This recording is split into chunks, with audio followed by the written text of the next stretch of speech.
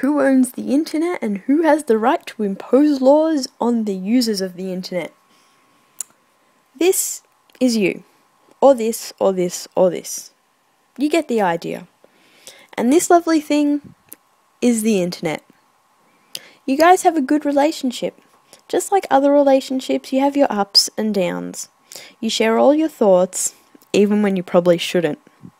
You have the same interests, you have mutual friends, and you help each other study.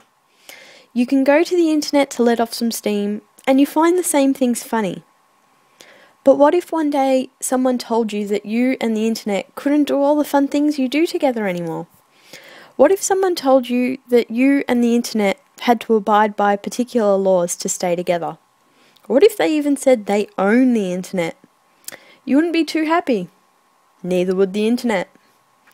You'd have to start sneaking around to have your fun. But what if someone used the internet to steal all those personal details that you shared? And they bought a sports car, and a mansion, and maybe even some cats. Who could charge them with the crime? The country they committed the crime in? The country the server resides in? What if various crimes were committed in various countries?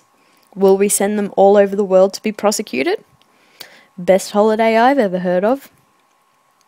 However, some people named John E. Johnson and David G. Post think the internet should govern itself, and that internet citizens, that's you, should obey service providers. You wouldn't be known by your name or even address, but rather by your Facebook, Twitter, or email address. But what gives them the right to say what you and the internet can do? They could force you into a relationship with a part of the internet you don't love. They could go as far as imposing their morals onto you. And how do we know they aren't secretly abusing their powers? And, what's not to say that my real name is Laura Jones, and I live in Kentucky, and has over 9,000 friends and followers. After all, Facebook has nearly 83 million fake profiles. What's one more to the count? How can we ultimately punish a username or email address?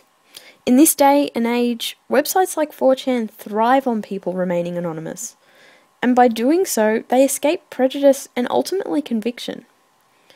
Some computer experts would even go as far as saying finding the culprit behind a DDoS attack isn't worth the manpower. After all, how do you distinguish a zombie computer by just an address? But that's not to say hackers and internet criminals can never be found. Jonathan James was sentenced to 6 months in prison and put on probation until he was 18, and he was only 16 when he was caught. Michael Kalk was 15 and sentenced to 8 months house arrest for bringing down Yahoo, eBay, and even the CNN website. But even with all of this in mind, it took prosecutors 8 months to hand down charges to Robert Tappan Morris, who created the first internet virus in 1988. After all, it's almost impossible to prove charges. It's probably, though, the arrest of Albert Gonzalez, who through 2005 to 2007 was charged with credit card theft, reselling nearly 170 million cards and credit card numbers. He was arrested in 2008. After how many years?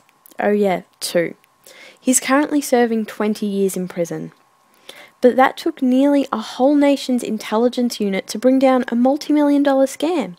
So the small-time hacker isn't going to be noticed. Even Anonymous is still going strong. This is no longer a time where proxy sites are just for hackers. They're being used by everyday people to bypass simple securities, to get onto Facebook and send those god-awful games requests. Now that should be a crime. So, for those who know what they're doing, there are fewer risks, but at the same time more risks. But how do we fix it? The internet. How do we impose laws? Should we even bother tracking down hackers and people who execute DDoS attacks? Is it really a waste of time, money, and resources? After all, no one really owns the internet. It's more something we share. Consider it the biggest open relationship. If no one technically owns the internet, who has the right to impose the laws? Is it just a bunch of networks connected to share information? These networks can be owned and managed by individuals, companies, and organisations.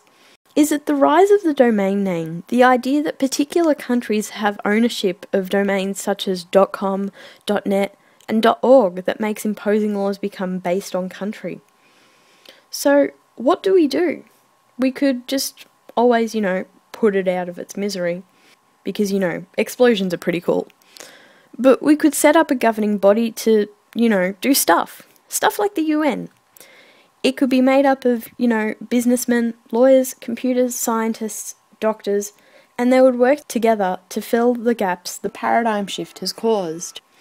They could discuss ideas and make laws that work with the user and the provider. They would ensure that people are kept safe, but don't lose their privacy or the ability to use the internet the way it should be, openly and freely. Nothing says their ideas will preserve that sexy beast we know as the internet. And nothing ultimately ensures that we can prosecute illegal activity.